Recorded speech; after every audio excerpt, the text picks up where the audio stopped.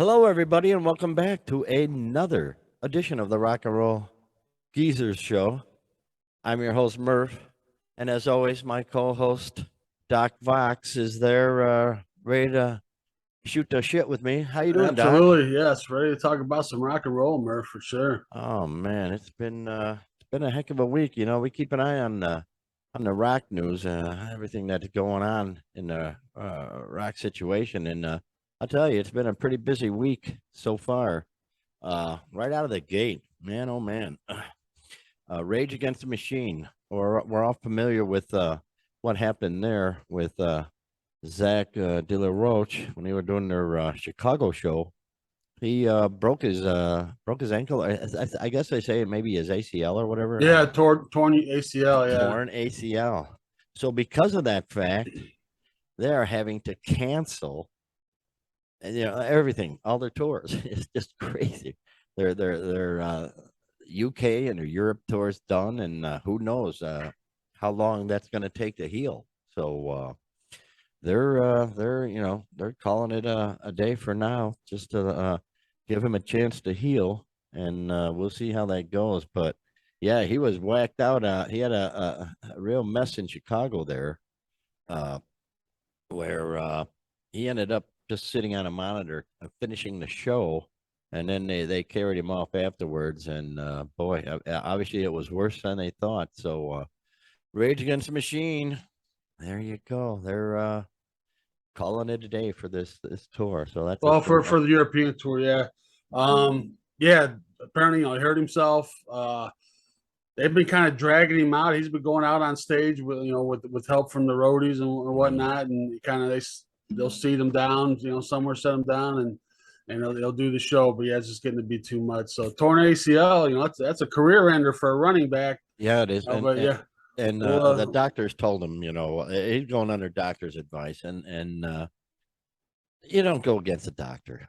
I'm one who knows, knows about that. So he didn't go against the doctor, and so heal up. Yeah, I know you're not a big fan of Rage. I'm nah, so I can take him or leave him, but too bad for the fans. I love the music though. It's just a killer.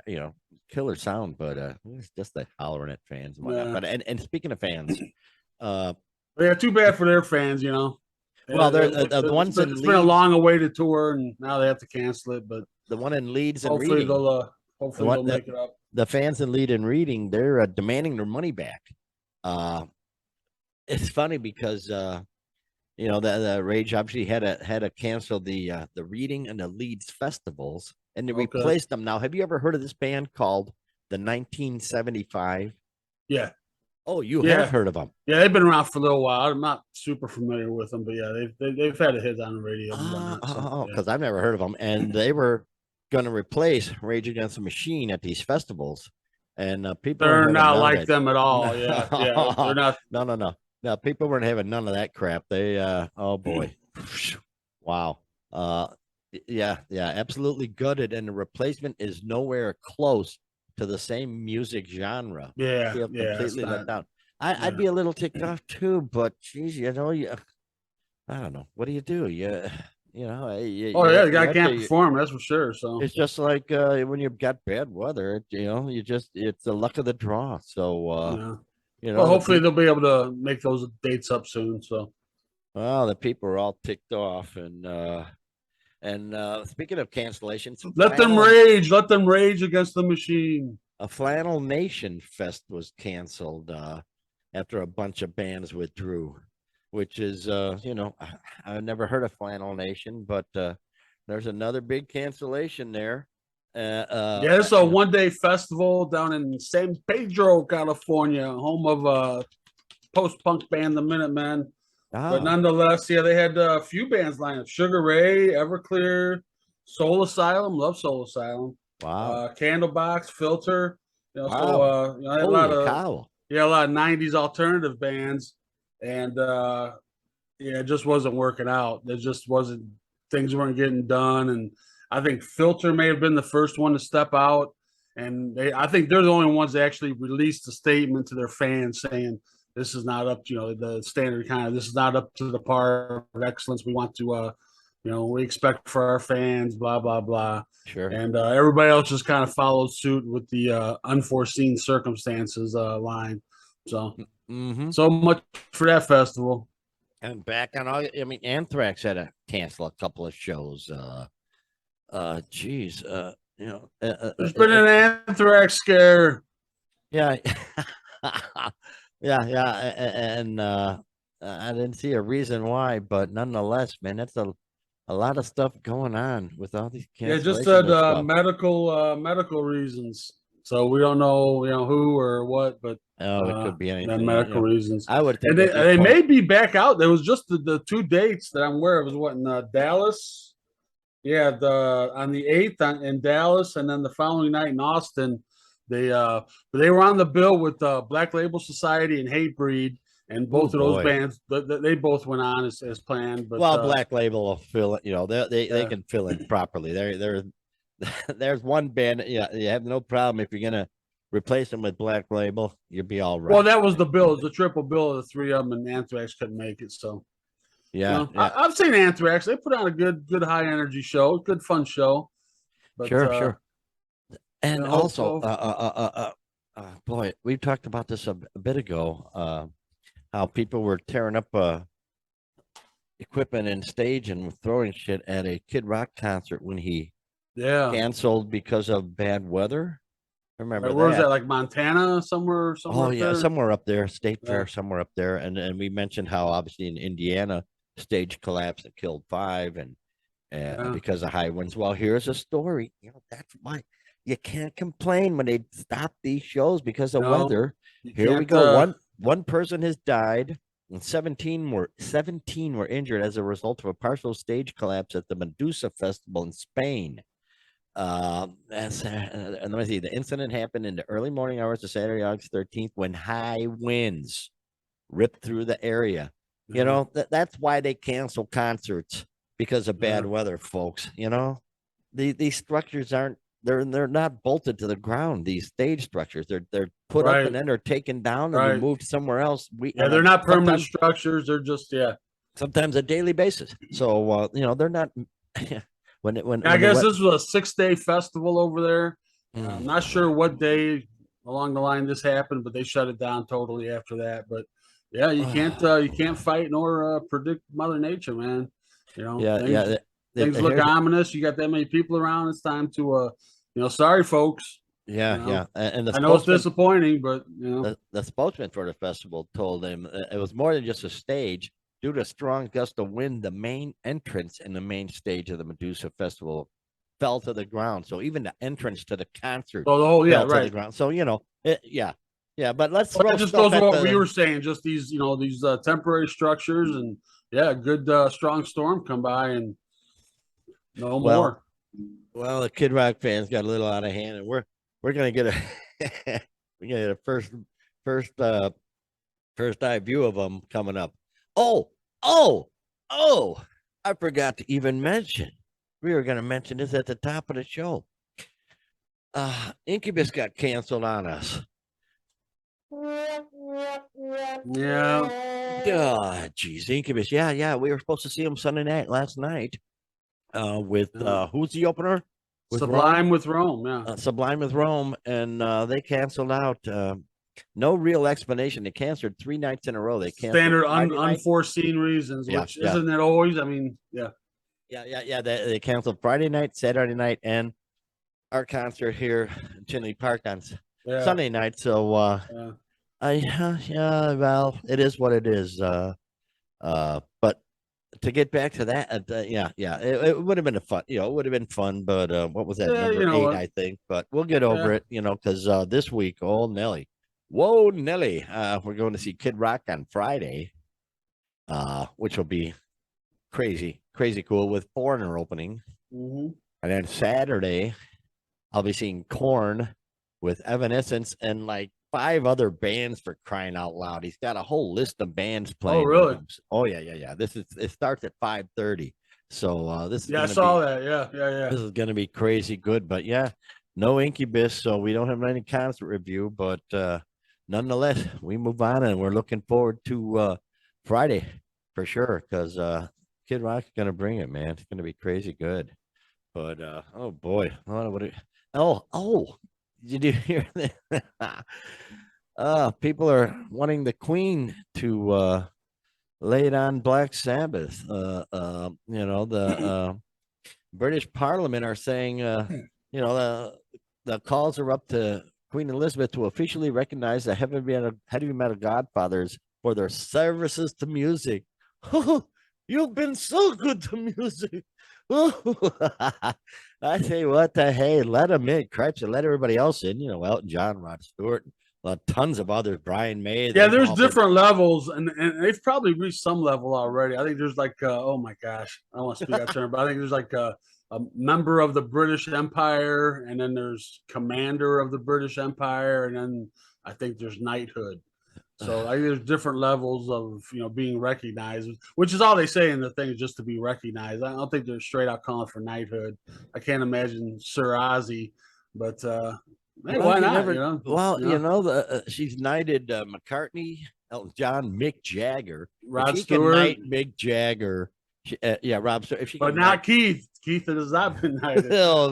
Why? There's those. Well, he can be killed by conventional means. So, but that would be exciting. That would be very cool. Sir Ozzy. Yeah, they recently Ozzy and Tony Iommi made an appearance at what they call the Commonwealth Games, which is some type of mini Olympic sporting event type thing. It looked like held in their hometown of Birmingham this year. I guess it's a traveling thing. I'm not really up on the event, but nonetheless, they kind of made a surprise appearance. And it kind of looked like Ozzy may have been lip syncing a little bit, but I don't know. Who cares? Tommy Tufolo on drums. He was their drummer for their last tour. The guy the guy that just filled in for Tommy Lee when with the broken rib thing. Tommy Tufolo. And Geezer wasn't there because he's recuperating from COVID and he broke a rib. So everybody breaking ribs, man. What the? What's with the breaking rib with the bass? Maybe he was slamming the bass hard to his body, and shattered a rib. I don't know, but nonetheless, what the hey, if they're gonna give knighthood to anybody musically, you gotta give it to Sabbath. Jeez, come on, people. And Sir Ozzy would be odd, but that'd be cool. Yeah. Weezer, they had a residency supposedly going, and everything fell apart, man. What happened there? Jeez. Do you know anything about that? Just from what I understand, it just looks like they got a little over ambitious. I think bad ticket sales. They had trying to do a Broadway residency, which I don't know. Bruce did it, but that's a totally different story. That's I guess they were going to do an album a night, and the idea was to come each. I don't know, but oh boy, they were putting out 40 Ps to coincide with it, and I think it was just getting over ambitious and reaching too far, just the money wasn't there to support it, and the fans weren't there to support it, so they kind of pulled the plug. So boy. Too bad, Weezer. Yeah, hang in there. By the way, I've seen them and nothing much. No, I played a few of their songs and I dig it. They're quirky. I had to say that. Nice little rocket songs, but not much in concert. Oh, and next up online here, seems like Metallica's frontman James Hetfield is heading to the divorce court, which is always a shame. But what do you do? Jeez, they've been married since he and his lovely wife Francesca been together for 25 years, married almost, or coming up on. Yeah, they got three kids. So 3 kids. Yeah, what a shame. Well, what a guy. He's been battling demons. It seems forever. James Hetfield. He's constantly. It seems he's going into rehab to just trying to get his shit together. Just to find really some peace, trying. So I can't. I can't, good for him. And it's a shame what's happening, but just, if he needs to get straight, and he's been struggling for decades, I'm sure. So just hang in there, man. Jeez. Yeah. Wish the best for them. It's never easy. And especially, who knows what kind of prenuptial agreements they had or whatnot, but, well, I'm sure everybody will be it's fine. Not going to be, no, I'm sure. Yeah. He's worth, how much is he worth? He's worth a bunch. 300 mil. 300 mil, so they'll get by. They'll manage. I think the Bills will get paid. Yeah, they'll be all right. But Okay, well, hang in there, James. You know, it is what it is. Here's hoping for your sobriety because you sure, still kicking ass after all these years. So yeah, hang in there, just keep did doing it, a man. nice But set at Lollapalooza. yeah. Okay, and Gene Simmons, this guy. Yeah, can he My ever get out boy, of the news? Gene. Can he ever get out of the news? Geez, he got an invite to Dancing with the Stars, and he turned it down. I'm surprised. He's such a. I'm not. I'll tell you why. Oh, okay. Lay it on me, Doc. Yes, Gene is an attention whore, a money Yes. whore, and he will do things for money, but he won't embarrass himself. So I think Ah. he just doesn't have Oh, the don't want doesn't anybody have the laughing at him. moves. Doesn't Yeah, exactly. Just doesn't. That's not something he's going to be good at. So we'll Oh move on to boy, something else. I think that's my theory. That's. that could be. That could be. Let me see. I'm Yeah, sure yeah, Paul would do it. Ask Paul Stanley. I'm sure he would do it. Remember, yeah. he did the Broadway thing, Phantom of the Opera. Remember, he did that Oh for a while. man, So how I'm sure, crazy. yeah, I'm sure Paul would love to do it. Oh, there you go. Yeah, yeah. Oh, Ace, get yeah, Ace. Ace would be great. I'm sure. yeah. Geez, hey, everybody, I'm gonna dance. Yay! Oh yeah. Oh, hey. Also, did you? I don't know if you happen to see.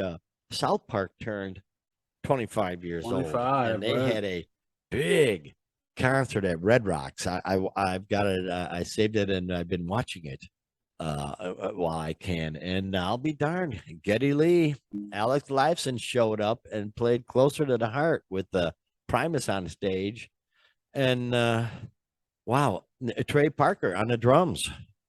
Oh, Yeah, I nice. didn't know he I was played wondering. drums. Okay. Matt No, Matt nor did I. Stone But plays a great piano.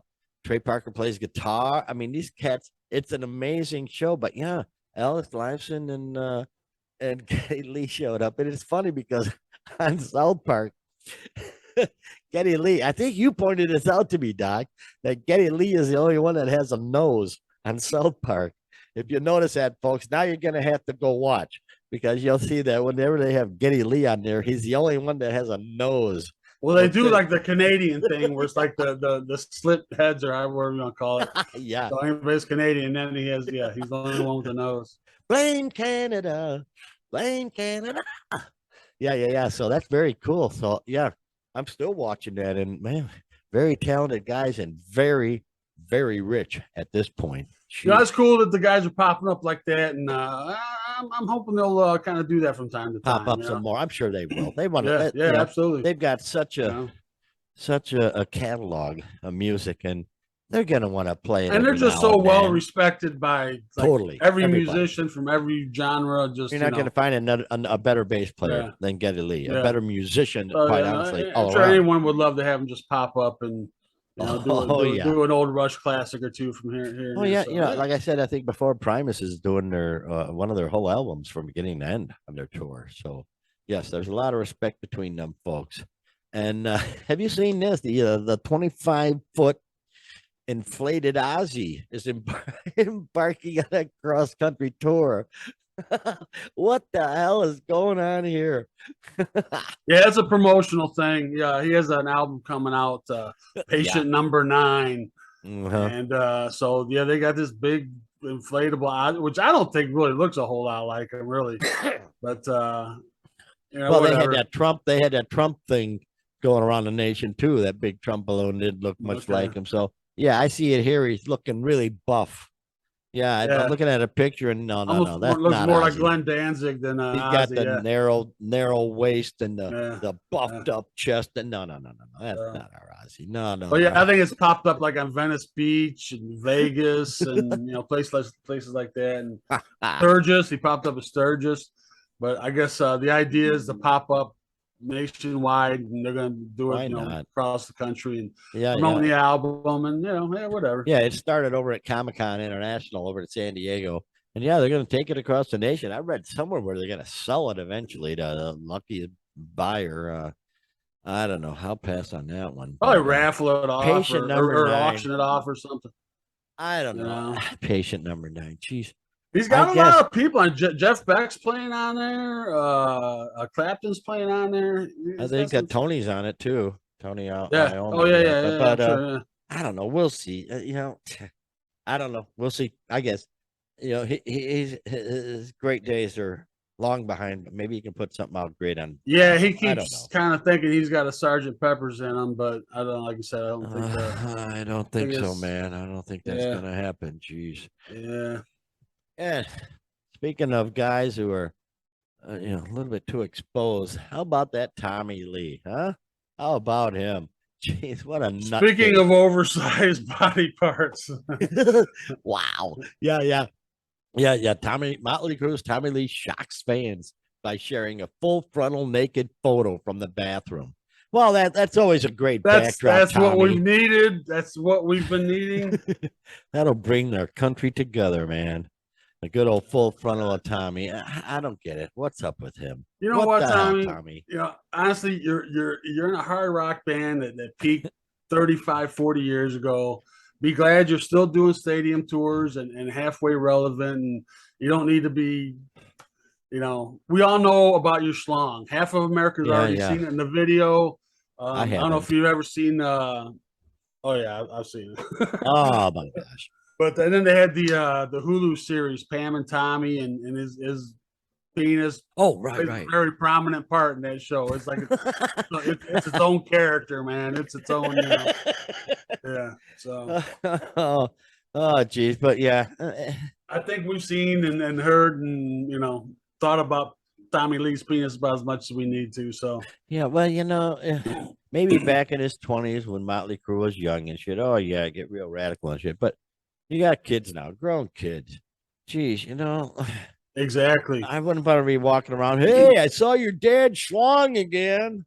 Oh, geez, Dad, come on, God Almighty. Yeah, okay. With the tape was, however it didn't get out, intentionally, whatever. But now you're doing this, and it kind of exactly. I guess his present wife kind of responded, kind of like, "Oh my God, Tommy, what are you doing?" Yeah, you numb nuts.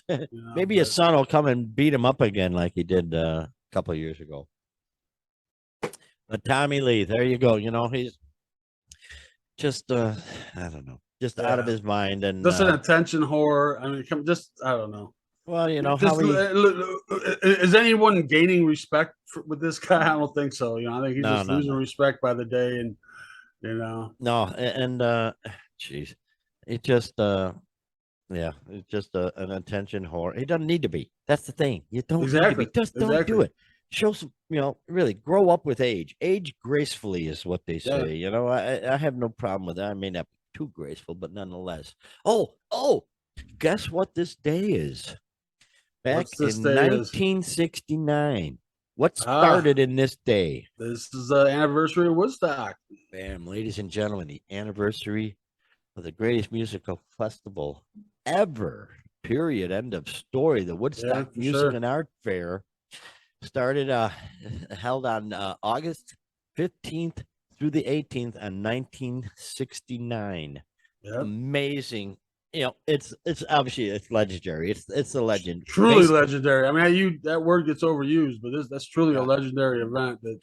Well, they were expecting about 60,000, I think. Which, when I think about the lineup, how can you only expect 60,000 with that lineup?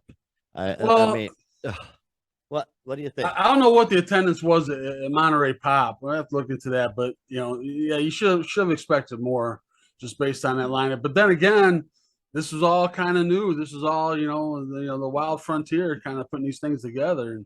And I don't think they did a whole lot of promotion, really. I think it was just mostly word of mouth. But, you had hundreds and thousands of folks, coming to upstate New York, man. And it just, it's legendary. But, they were going to originally have it right in the town of Woodstock itself.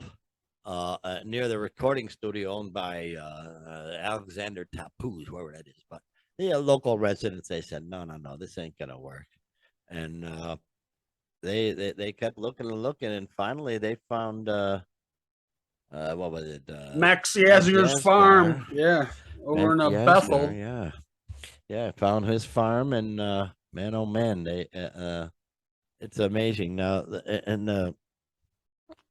the fact that they had so many more than they expected was a big deal. But back then, everybody helped each other. Everybody was helping each other. It's just a totally different mindset back then. And of course, it's nice having rolling hills of green grass, and they had plenty of trees, and they had rivers around, brooks around there they could wash in and stuff. So they turned a disaster into quite a incredible time, even with the rain. It rained stunningly, and you saw the people sliding down the mud paths and whatnot, and just a crazy time, but great talent.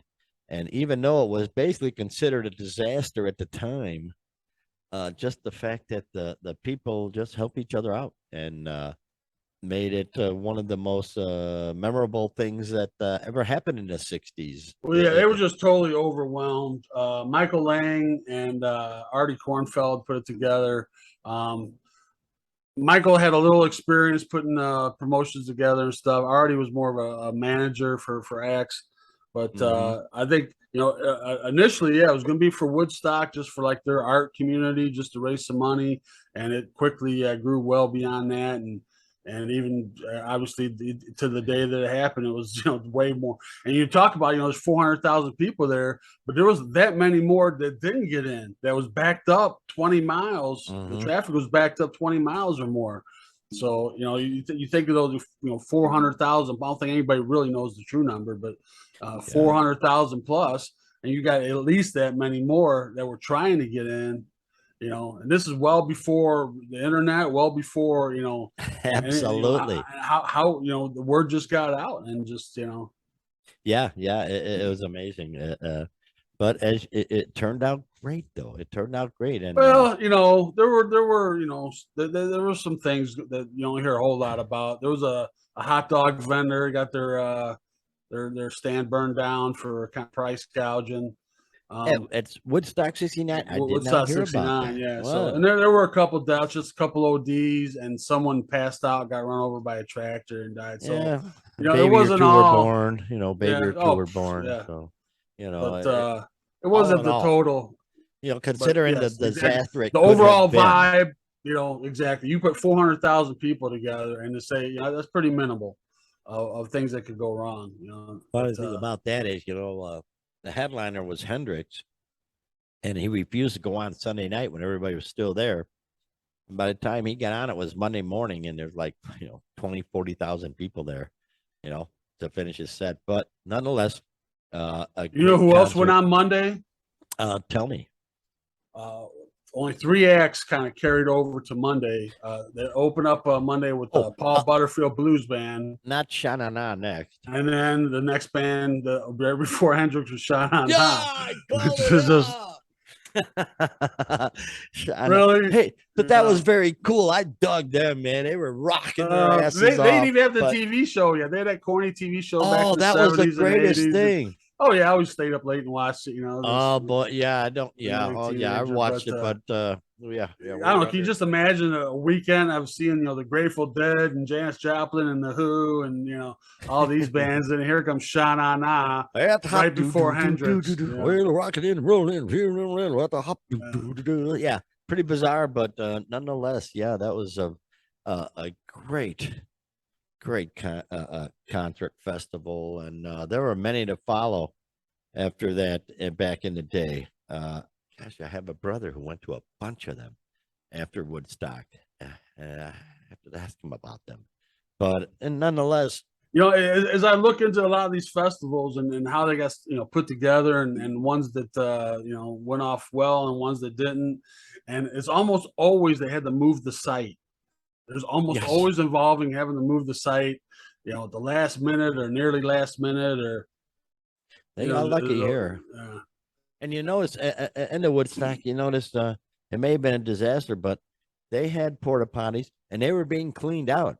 You'll notice that at part on the Woodstock movie, they interview some guy who's cleaning them out Right. and disinfecting them and stuff. And he said, "Yeah, my daughter's out there somewhere." He had a daughter there, but they were really taking care. They really came together, took care of them. The People had townspeople were pride. It taking wasn't care of. just all about greed, which, we talk about Woodstock 99. I think that was just the polar opposite of Ah, what they wanted to do in Woodstock 69. So, yeah, absolutely. Yeah, Woodstock 99. Why don't we delve into that, Doc Fox? All right, Woodstock. Woodstock 99. I don't know if a lot of us remember about that, but that is definitely worth delving into. What do you think about that, Doc? Woodstock 99 was total polar opposite of 69. Um, they had they did the Woodstock 94, and it was kind of more like the original 94, you know, without big incident. But a lot of Right. people got in for free. They lost their ass, Mm, and they made the money on the movie and the album. So, but a lot of people don't know they had a Woodstock 79 and a I did not Woodstock know that. 89. I did not know that. Woodstock 79 was more kind of a reunion. There was like Country Joe McDonald was there without the fish, like Ah, John Sebastian, without the loving spoonful. sure. I think Steven Stills might have been there, but just kind of a more of a reunion. I think they had maybe 40,000 there, something like that. Okay. And Okay. then in '89, it was like mostly like unknown artists. Um, and I'm not Hmm. exactly sure how that got put together, but they had the 3 days, and over the 3 days, they had 150,000 over that period. So Wow. I mean, not at once, but over the 3 days, so Not fifty bad. thousand a day, yeah. And yeah, until I started looking into this, yeah, I was unaware of it. And then '94 came along. I remember thinking about going to the one in '94, but I kind of glad I don't know, whatever. But then Yeah. '99 came along, and Oh, jeez. what a train wreck, what a shit show, what a yeah, any superlative you care to place in there. It was Train wreck from you hell. know based on Unbelievable. greed. It just Greed and money. That was it. that was it. That was the You bottom know, line. I Boy, think after taking they took, like I said, 69. They didn't make any money. Everybody got in for free. And even then, the tickets were $7 a day or $18 for the 3 days. You wow. know, but Wow. Ah, which in today's money would probably be like, I don't know, $50 a day or 120 for the 3 days, something like that. I don't at know. the most, yeah, yeah. I'll But be darned. Boy, yeah, what a train wreck but from hell. and then '94 they lost money as well. Same thing. People kind of they broke down the fences, and a lot of people didn't. Which I don't understand. You would think it would be on a prepaid ticket kind of basis. I don't. But apparently they didn't sell a lot beforehand. There wasn't a big pre. I can't imagine. But they claimed that they lost in '94. So the goal was a '99. I'm sure Michael Lang and John Shear, the guys that put together, were like, we have to make money. There's no, and that's what every thought was. Anything as far as how the attendees would feel or their comfort was an afterthought. Quite honestly, it was Yeah. yeah. Oh, yeah, yeah, yeah. And let's consider the two. Let's consider 69 and 99. 69 held on Max Yazgar's farm with rolling fields, trees, on the outskirts, had rivers, creeks going through the area. So people, there's plenty of, there's water available, Yeah, there's bathing available, there's whatever you yeah. need to do, you could do it. And considering that the difference between the two, in one respect, is Woodstock 69, where they were expecting 60,000, they got what, 400,000. Or Woodstock more. 90, Yeah, Woodstock 99, they were expecting 250,000, right. and they were not prepared for the 250,000. And this was Woodstock 9. They didn't have to change venues, did they? They had it on Well, an old they Air had that. Force. Yeah, I think they did a couple times, but that was way early on in putting it together. I don't think there was any last minute, urgency to that or anything. But no, they had plenty of time to put together, and it was an abandoned, or not abandoned, shut down Air Force base, Yeah, which, the as you Griffiths, said, is total opposite of the setting of the original. Air Force Base. It was a super fun site. if any of us elders know about the Superfund sites, that's good to know. But the difference between the two being, you got your Babbling Brooks and your Rolling Hills and whatnot in '69, and then in '99 you've got an Air Force base with your Yeah, basically asphalt concrete, and asphalt, yeah, and wire fencing. exactly. And that's it. And And no shade, and no shit. $4 a bottle of Oh, water, and oh boy, you can't bring anything in. They couldn't bring anything in. They were totally at the mercy of having to buy what was there from the vendors. Which right. as the festival went on, the prices grew. They started really gouging. It was just Yeah, yeah. Then it got number one of the first problems was it got insanely crowded. They capped the ticket sales at 250,000, but there were a lot of people that said, "Hell with that noise, we're going to go anyway, and we're going to get in." And sure enough, I'm sure they did.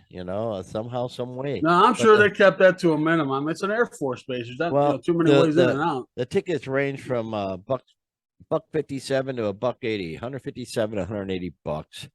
And a lot of people tried to crash. According to Syracuse.com, up to 400,000 people crammed into the festival. So they had 150,000 extra that, Yeah. over the 250,000, according to Syracuse.com, before it was over. And oh man, and they'll never know for sure how many people showed up because of the ensuing chaos. Chaos, you say? Well, I'm telling you what, this was Well, as you said, though, unbelievable. they expected those kind of numbers, but and it seems though that even the steps that they took to accommodate that, people didn't come through. The garbage collectors didn't come through. The porta potty Bingo. Well, people. That's what I want to talk about between the two. Yeah, we saw in the Woodstock film they were there taking care of the people, taking care of the porta potties. Why in the world, when you knew they were going to have at least 250,000 people, was that not taken care of? Yeah, you can see some of the video. I mean, people are literally walking through trash, damn near knee high, and just and of course the porta potties are just there's nothing, just there wasn't enough free water also right. to start with. Oh man, and the water that was there, the people were getting so ticked off that they started breaking the water lines, and the water started flowing along with the refuse from the porta potties, which weren't being emptied. So you had a river of toxic waste, and people, I don't know if they realize it or not. This was not Woodstock. Well, I'm sure they didn't realize. This was not Woodstock '69, where it's just a mixture of rain and mud, and you're sliding down this hill in this rain and mud, and it's a great time and it's fabulous. Oh, this is fecal matter. This is feces, man. Yeah, they're splashing themselves down in through a bunch of fecal matter, and they're literally rolling in shit, rolling in crap. And a lot of people got sick from it. I can't imagine the lawsuits. I haven't really seen anything on that. But you know what? Netflix has got a series out right now called Trainwreck. So obviously, if you have Netflix, you have to watch it. It's insane. They talked to this one gal who actually got trench mouth, the actual trench mouth. We've all heard of this, but never ever seen. Right, that sounds like something like yeah. Like scabies or something, like like rickets or something, like pirates used to get or something, trench mouth. But yeah, there you are. And the bottled water, so the free water's done with. That's flowing in with feces.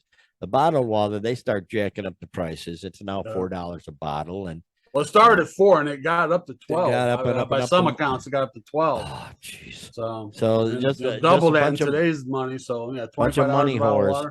Yeah, bunch of money whores. And then of course, like Doc mentioned, the incredible amount of garbage. They didn't take care of garbage disposal. Unbelievable. This is stunning to me.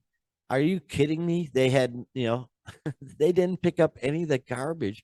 And at some point, it got to the point where you're basically walking through 6 inches of garbage. Yeah. Oh yeah. Everywhere you went. Yeah. You're kicking it as you go along. Yeah. Absolutely. And then, like I said, some of the services they thought they were, would be enough to accommodate, but they were getting security like really on the cheap, like basically throwing T-shirts on people. Boom, your security, come to Woodstock. And it was guys that had no idea, okay, yeah, I'll come to Woodstock. I'll hang out at Woodstock. You pay me $500 or whatever. Yeah, sure. They get there, and you mentioned that documentary. There's one account. This guy's talking about where he's encountered by a guy. Hey, what can that T-shirt get me? Can I get backstage with that? And he goes, oh yeah, sure. You want to buy it for $400? Yeah. Sells him $400. He's off to the concert. Now he's made $900. To hang out at the concert. And I'm sure he wasn't alone in that. I'm sure that wasn't an isolated story, but yeah. So the security was just beyond a joke. It was almost non-existent, and it got so bad. And we'll talk about this in a little bit, but as the festival went on, and it just started getting rowdier and rowdier to the point of insanity. And from day to day, less and less were even showing up. They're like, oh, I'm not going back into that shit. Mm-hmm. So security by the third day, security was just totally overwhelmed. They Lord of the Rings shit. Oh yeah, absolutely. And people they were starting up drum circles and whatnot. The problem is they were using garbage cans that they dumped out as drums. So I mean, it was just a total disaster. Nobody's picking up the garbage. It's just wow. And then the bands themselves, they sort of helped the fever, if you will. Now day one wasn't bad, if you recall. I'm sure the Netflix special is in three different episodes.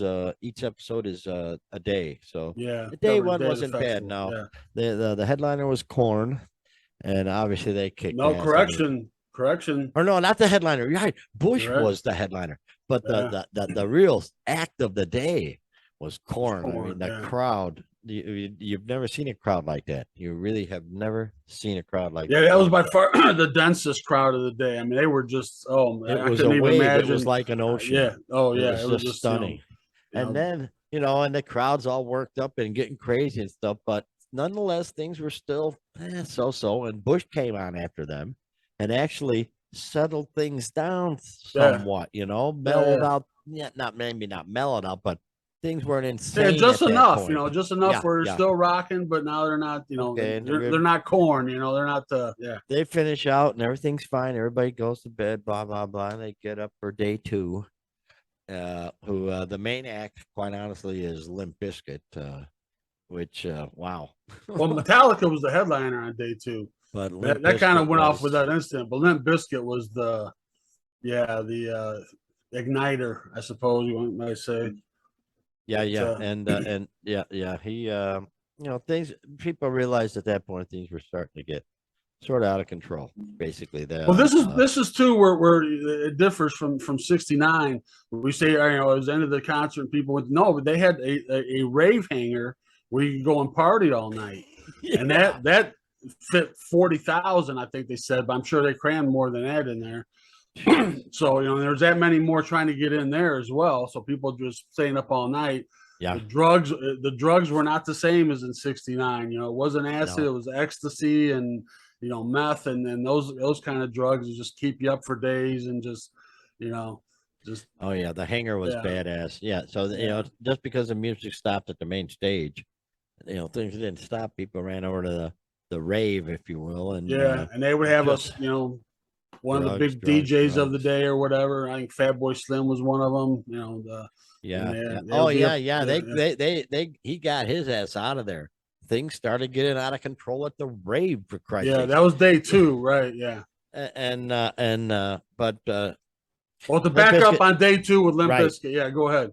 Yeah, Limp Bizkit, things were basically getting out of control when they started up, and the promoters basically asked him, is there anything you can do to settle it down, to bring it into some kind of semblance? And that wasn't going to happen. And I don't know, what do you do at that point if you're Limp Bizkit? What do you go out and play Gloria? I mean, you came to put on a Limp Bizkit show, and but boy, that's a tough call, because Fred did their show, they kicked ass, and then of course they did that break song or whatever that's called. Yeah, break stuff. Yeah, he definitely that's what shit got out of control. Yeah. I guess they could have been better. What do you do at that point?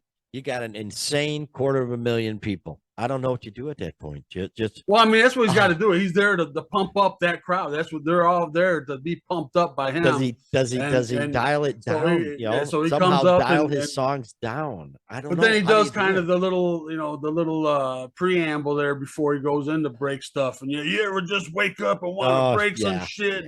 Just really gets everybody going. Yeah. And then when they kick into it, they start tearing down one of the sound towers and all the plywood. And, you've seen the pictures where they're kind of crowd surfing on the plywood. But then Fred Durst joins in on that, and I think that's where he kind of crosses the line. Really, it was kind of because he had to know things were getting out of control at that point. Yeah, really. And like I said, it's not for him to say, okay, they're not going to slip a ballad in on you or something to come. No, they're the crowd wants that show, and if they don't get that show, who knows what's going to happen. Yeah, that's a tough call. And then of course when he's walking off the stage, what did he say when somebody asked him about it? He said, "Not my fault." He didn't just get They show the one of the main guys that put together, John Shear, says he's never had to pull a plug on an act ever, but they didn't necessarily technically pull the plug, but they kind of told him, "Hey, finish it, guys. This is it." So I guess they cut the set short. I don't know by how much, but and then as Fred's coming off, it's Chris Conley from MTV News back in the day, and so, oh wow, wasn't that wild? What was it like to be part of that? And all Fred Durst, wasn't our fault. So he knew there's he could have done better. They could have done better. But then, like I said, then Metallica, they even had another act in between there. But Metallica closed the night, so relatively without incident after that.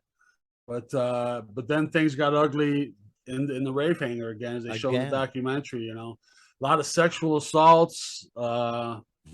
That's a big thing about it. That's one of the things that's probably going to be remembered for the most. Is there were multiple sexual assaults, and a lot of it didn't come out until after the whole thing was done.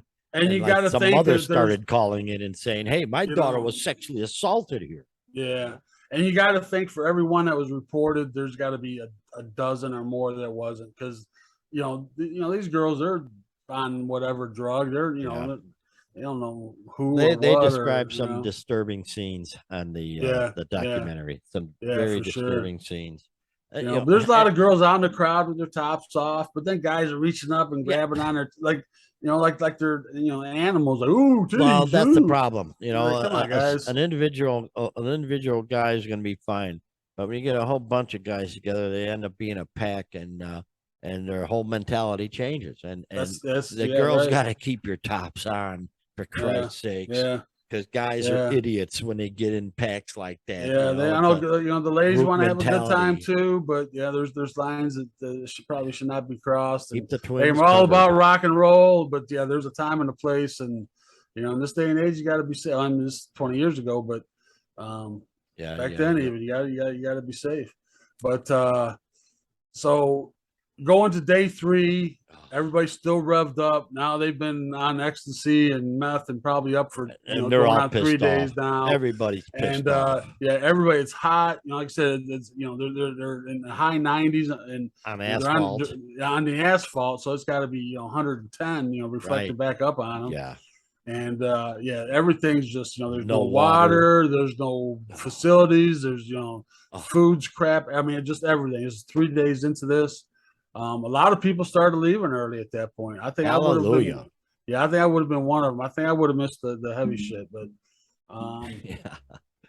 man. But then as the night went on, and seemed like it wasn't a whole lot. They said there were kind of times where they thought something was gonna kind of brewing a little bit, but then like Jewel came on, a real mellow artist, and kind of mellowed things down a little bit. But then by the end of the night, Red Hot Chili Peppers came on. But there was rumors, and it wasn't just rumors, because they were on. I assumed in the documentary, I think it was like a radio station where they were saying there was going to be an additional surprise act after the Red Hot Chili Peppers. Right. so words just brewing. People are like, "Oh my God, it's going to be Prince. It's going to be Michael Jackson. It's going to be the Rolling Stones. It's going to be this is going to be the Grateful Dead. It's going to be just all these rumors of what act could it be." So anyway, Red Hot Chili Peppers are doing their final set, and they decided to do just months before was the Columbine tragedy. So they were going to do a candlelight vigil and hand out 100,000, 150,000, whatever it was, candles. Yeah. And bad move, man. 150,000 candles to 100,000+ angry young men, pissed off, tired. Well, I think even the women were hungry.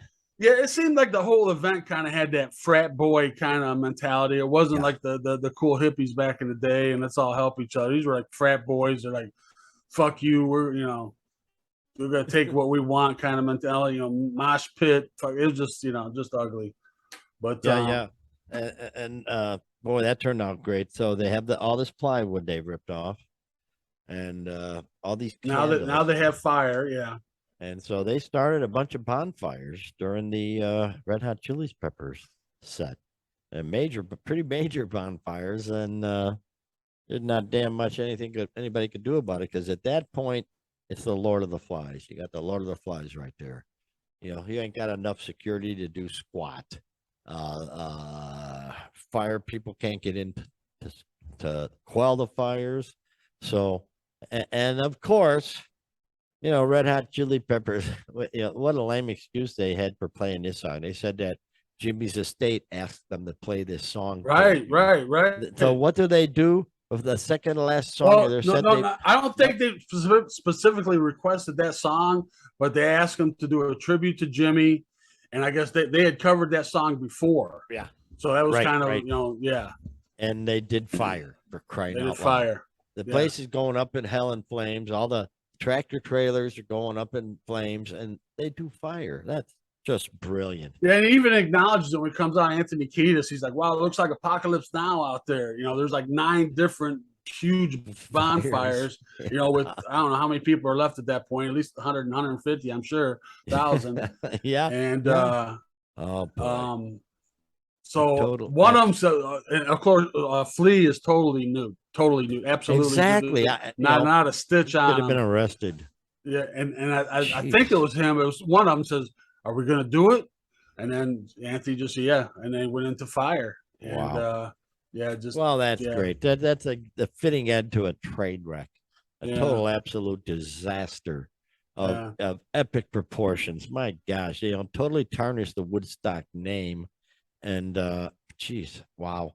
I think I think all right, at that point now it's the end of the festival. It's just been a shit show from the get-go. Everybody's just fed up. It's just like all this energy, but they're not expecting this other act. And then they don't get it. They don't get it. And what they consider the other act, they put up on the Jumbotron, the big screen there, they put up Hendrix. And I guess that was their way of, finishing up 99 like they did 69 or whatever. But that did not suffice the crowd. Did not go over well. No. And then, like I said before, total Lord of the Flies situation. They just burned everything that could be burned. Once they got everything burned that could be burned, then they moved to the vendors' tents and then started looting and, just taking everything and just clearing it out. Showing where they had the semis were staged, and they had propane tanks, and those were exploding left and right, and it was like the end of the world, man. Yeah, I'm sure these kids had a blast, man. They were talking. They were probably the best time ever. They'll relish it for the rest of their lives. God Almighty, because they're at that age where this was unfreaking believable. Just the total destruction. I mean, tearing down sound towers left and right. Just everything. Everything was just demolished and torn down.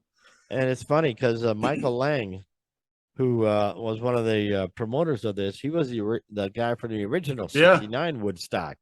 Amazing. And through the whole program, he was just like flippant about everything. Everything's great, man. This is he just seems like one of those guys, like nothing bothers him. He's like, it is what it is. Yeah, about that. Everybody had a great time.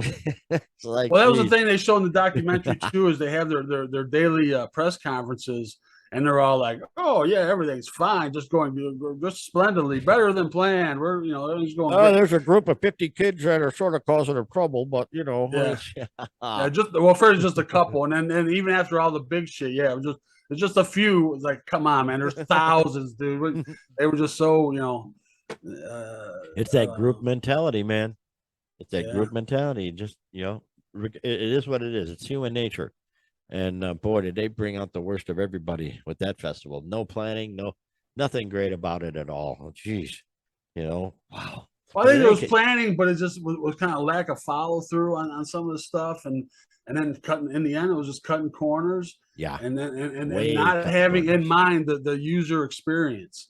Yeah, Nobody really thought about all they cared about was let's get as many as we can in here and get as much money out of them as we can, and in 3 days we'll all be rich.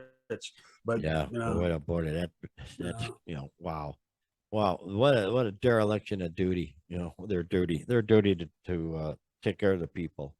Which happened in '69. They were caught off guard, and yet they took care of the people. And yeah, 99, geez, what a freaking train wreck from hell. But live and learn. We'll never see another thing like that. Hallelujah. We better not they anyway. tried to do one in 2019. They tried to do a 50-year. Michael Lang was involved, and Boy. they couldn't find a site. They couldn't find anywhere to do it. They even at one point considered in Maryland.